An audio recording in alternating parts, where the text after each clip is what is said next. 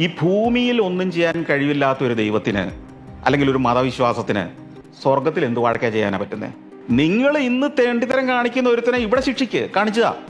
ഈ തോന്നിയാസം കാണിക്കുന്നവനെ ദൈവം ഇവിടെ വെച്ച് തന്നെ ശിക്ഷിച്ച് കാണിച്ചു കൊടുക്കട്ടെ മനുഷ്യനെ.